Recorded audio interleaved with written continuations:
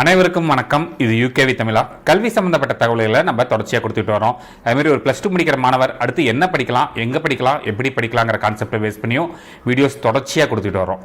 அதுபோக நம்ம பர்டிகுலராக விஐடி கவுன்சிலிங் சம்மந்தப்பட்ட தகவல்களையுமே தொடர்ச்சியாக கடந்த வருஷம்லாம் பார்த்திங்கன்னா ஒவ்வொரு ரவுண்டோட ரிசல்ட்ஸ் முதற்கொண்டு நம்ம அனலைஸ் பண்ணி வீடியோஸ் போட்டிருந்தோம். ஸோ இந்த வருஷமும் பார்த்திங்கன்னா அதை பண்ண தான் போகிறோம். ஸோ இப்போ பார்த்திங்கன்னா விஐடி ட்ரிபிள்இங்கிற என்ட்ரன்ஸ் எக்ஸாம்ங்கிறது கிட்டத்தட்ட முடிஞ்சிருச்சு. இப்போ மாணவர்கள் விஐடியில் சேர்றதுக்காக ஆர்வமாக இருக்காங்க. அப்போ மாணவர்கள் பர்டிகுலராக ஒரு விஷயத்தை கேட்குறாங்க. என்னென்னு பார்த்தீங்கன்னா, விஐடியில் எம்டெக் இன்டெகிரேட்டட் அப்படின்னு சொல்லிட்டு ஒரு ப்ரோக்ராம் கோர்ஸ் இருக்குது. அதில் உள்ளுக்கு பார்த்திங்கன்னா 3 பிரான்ச்சஸ் இருக்குது. எல்லாமே கம்ப்யூட்டர் சயின்ஸ் ஓரியன்டான ப்ரோக்ராம்ஸ் தான் எம்டெக் இன்டெகிரேட்டட் ப்ரோக்ராம்ஸ்னு வச்சுருக்காங்க. இப்போ முதல் விஷயம் என்ன கேட்டாங்கன்னு பார்த்தீங்கன்னா, எம்டெக் ப்ரோக்ராம்ஸ் அதாவது இன்டெகிரேட்டட் கோர்சஸில் ஜாயின் பண்ணலாமா, என்ன அட்வான்டேஜ்னு கேட்குறப்ப பார்த்தீங்கன்னா, நார்மலாக நீங்கள் ஒரு பிடெக் முடிச்சு பிடெக் 4 வருஷம், எம்டெக் 2 வருஷம், ஸோ டோட்டலாக 6 வருஷம் ஆகும். அதில் பார்த்தீங்கன்னா இப்போ இங்கே 5 இயர்ஸ் இன்டெகிரேட்டட் ப்ரோக்ராம் தான், 1 வருஷம் மிச்சமாகுது. 2வது வருஷம் நீங்கள் ஒரு கோர்ஸ் 5 வருஷம் படிக்கிறப்ப நமக்கு இன்டெப்த்தான நாலேஜ் கிடைக்குது. அதே மாதிரி நல்ல பிளேஸ்மெண்ட்ஸ் இருக்குது. ஏன்னா அந்த 3 கோர்ஸில் கிட்டத்தட்ட ஒரு கோர்ஸோ 2 கோர்ஸோ பார்த்தீங்கன்னா கம்பெனிஸ் கூட டைப் பண்ணி பண்ணுறாங்க. ஸோ இப்போ ஆட்டோமேட்டிக்காக அவங்க ஒரு இன்டர்ன்ஷிப் முடிச்சு அவங்க கம்பெனிஸ்குள்ளே போகிறதுக்கு ரொம்பவே யூஸ்ஃபுல்லாக இருக்கும். கண்டிப்பாக நல்ல சேலரியோட வெளியே போகலாம். சரிங்களா? ஏன்னா இதுதான் பேரண்ட்ஸ் திரும்ப திரும்ப கேட்டாங்க, சார் எம்டெக் இன்டெகிரேட்டட் கோர்சஸ் படிக்க வைக்கலாமா, படித்தா வேலை கிடைக்குமா அப்படின்லாம் கேட்டிருந்தாங்க. கம்பல்சரி படித்தா வேலை கிடைக்கும். ஏன்னா அவங்க வெர்ச்சோஸா அப்படிங்கிற ஒரு கம்பெனி கூட தான் அவங்க டைப் பண்ணி பண்ணுறாங்க. ஸோ அது மூலமாக போகிறப்ப அவங்க கம்பெனிலேயே இன்டர்ன்ஷிப் போய் அவங்க ஜாப் போகிறதுக்கான பாசிபிலிட்டிஸ் இருக்குது. 2வது விஷயம், பேரண்ட்ஸ் இன்னொரு டவுட்டுமே கேட்டிருந்தாங்க.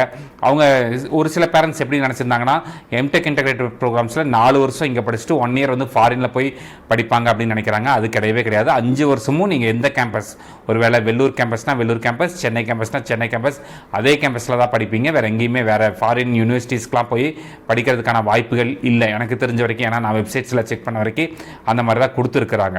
அதுபோக இந்த வருஷம் எம்டெக் இன்டெகிரேட்டட் கோர்சஸ்க்கான அட்மிஷன்ங்கிறது ஆல்ரெடி ஓப்பன் ஆயிடுச்சு. அதை பற்றி ஏற்கனவே வீடியோ போட்டோம். ஸோ அப்ளிகேஷனுங்கிறது ஓப்பனில் தான் இருக்குது. இந்த அப்ளிகேஷன் எப்போ க்ளோஸ் ஆகும்னு பார்த்தீங்கன்னா, உங்களுடைய +2 ரிசல்ட்ஸ் மே 6ஆம் தேதி வருது. அந்த மே 6ஆம் தேதி ரிசல்ட்ஸ் ஒரு வாரம் இல்லைன்னா 10 நாளைக்குள்ள இந்த விஐடியில் எம்டெக் இன்டெகிரேட்டட் கோர்சஸ்க்கான அப்ளிகேஷனுங்கிறது க்ளோஸ் ஆக போகுது. ஸோ மாணவர்கள் அப்ளை பண்ணியிருக்கவங்க என்ன பண்ணணும்னு பார்த்தீங்கன்னா, +2 ரிசல்ட்ஸ் வரவும் மார்க்ஸ் அப்டேட் பண்ணணும். இது வரைக்கும் அப்ளை பண்ணாதவங்க கண்டிப்பாக அப்ளை பண்ணலாம்.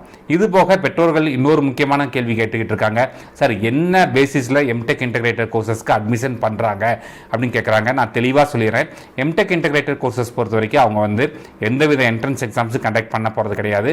அவங்க கன்சிடர் பண்ணுறது ஒன்றே ஒன்று தான், உங்களுடைய +2 மார்க். +2ல் பிசிஎம், ஃபிசிக்ஸ், கெமிஸ்ட்ரி, மேக்ஸ், இந்த 3ஓட கட் ஆஃபை பேஸ் பண்ணி, இந்த 3ஓட கட் ஆஃபை 200க்கு கன்வெர்ட் பண்ணி அந்த 200 பேஸ் பண்ணி தான் அவங்க என்ன பண்ணுறாங்கன்னு பார்த்தீங்கன்னா அட்மிஷன்கிறது தர்றாங்க. இப்போ சில பேரண்ட்ஸ் இன்னும் பர்டிகுலராக கேட்டாங்க, சார் என்ன கட் ஆஃப் வாங்கினா கிடைக்கும் அப்படிங்கிற மாதிரிலாம் கேட்டிருந்தாங்க. வருடம் பார்த்தீங்கன்னா ஒரு பிடெக் ப்ரோக்ராம்க்கு ஈக்குவலாக அப்ளிகேஷன்ஸுங்கிறது இன்க்ரீஸ் ஆகிட்டே போகுது. அப்போ கண்டிப்பாக நல்ல கட் ஆஃப் வாங்கினா மட்டும்தான் கிடைக்கும். அதுபோக ஒரு முக்கியமான மாற்றத்தை விஐடி பண்ணியிருக்கு. என்னென்னு பார்த்தீங்கன்னா, எம்டெக் இன்டெகிரேட்டட் ப்ரோக்ராம்ஸை பொறுத்த வரைக்கும் எலிஜிபிலிட்டி க்ரைட்டீரியாவில் ஒரு முக்கியமான மாற்றத்தை விஐடி மேனேஜ்மெண்ட்டுங்கிறது பண்ணியிருக்காங்க. என்னென்னு பார்த்தீங்கன்னா, கடந்த வருஷம் வரைக்கும், அதாவது இந்த எம்டெக் இன்டெகிரேட்டட் ப்ரோக்ராம்ஸ் ஆரம்பித்து கடந்த வருஷம் வரைக்கும் என்ன பண்ணுறாங்க அப்படின்னு பார்த்தீங்கன்னா, வெள்ளூர் அண்டு அதாவது 4 கேம்பஸ், வெள்ளூர், சென்னை, ஆந்திர பிரதேஷ் அண்ட் போபால், இந்த 4 கேம்பஸ்லையுமே பார்த்தீங்கன்னா நீங்கள் மினிமம் +2ல் 65% மார்க் வாங்கியிருந்தாலே இந்த கோர்ஸ்க்கு எலிஜிபிள். அதை வச்சு நீங்கள் அப்ளை பண்ணி நீங்கள் என்ன பண்ணிக்கலாம் அப்படின்னு பார்த்தீங்கன்னா, பேஸ்ட் அப்பான் தி கவுன்சிலிங், பேஸ்ட் அப்பான் தி ரேங்க் அவங்க சீட் அலோகேட் பண்ணுவாங்க.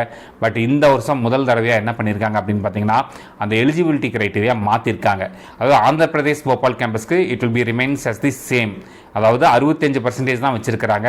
பட் இந்த டைம் வெள்ளூர் கேம்பஸ்க்கும் சென்னை கேம்பஸ்க்கும் எம்டெக் இன்டெகிரேட்டட் கோர்சஸில் நீங்கள் ஜாயின் பண்ணணும்னா +2ல் குறைஞ்சபட்சம் 70% மதிப்பெண்கள் பெற்றிருக்கணும் அப்படிங்கிறாங்க. 70%னா கடந்த வருஷம் வரைக்கும் 65 இருந்துச்சு. அந்த 65லேருந்து இப்போ இந்த வருஷம் 70ங்கிறது மாறி இருக்குது. அதில் டோட்டல் மார்க்கும் 70% இருக்கணும். ப்ளஸ் பிசிஎம், இந்த 3 சப்ஜெக்ட்லையுமே மினிமம் 70 மார்க்ஸ் ஆச்சு இருக்கிறவங்க மட்டும்தான் அப்ளை பண்ணலாம் அப்படிங்கிற ஒரு முக்கியமான க்ரைட்டீரியா வந்து அவங்க கொண்டு வந்திருக்காங்க. ஸோ இதுக்கு அப்ளை பண்ணுறவங்க இந்த விஷயத்தை நல்லா நோட் பண்ணி வச்சுக்கிட்டு உங்களோட டோட்டல் ரிசல்ட் வரவும் உங்களோட மார்க்ஸை பேஸ் பண்ணி நீங்கள் இது பண்ணலாம். அதேமாதிரி நிறைய பேரண்ட்ஸ் கேட்குறது இன்டெகிரேட்டட் ப்ரோக்ராம் சேர்க்கலாமான்னு கேட்குறாங்க. நம்ம ஏற்கனவே 2-3 வீடியோஸ் கொடுத்துட்டோம்.